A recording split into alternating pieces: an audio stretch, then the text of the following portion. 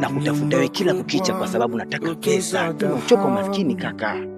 Nadhalilika mimi. Serious nakwambia.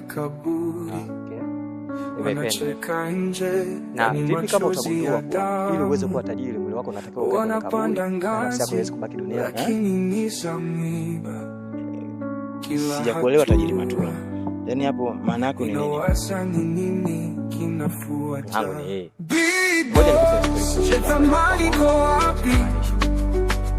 Hapo zamani maisha yamekuwa shughuli kwa pesa kwangu, aliweza wanapoteza nafsi zao.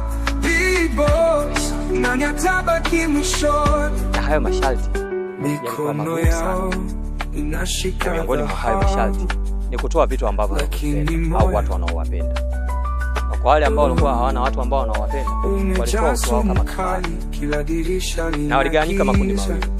Kuna watu ambao walikubali haya masharti na kuna watu waliyakataa haya masharti. Hawa ambao walikubali waliishi maisha mazuri sana, lakini hawa ambao walikataa waliishi maisha magumu lakini yenye amani. Kama ungekuwa wewe ungechagua pande gani?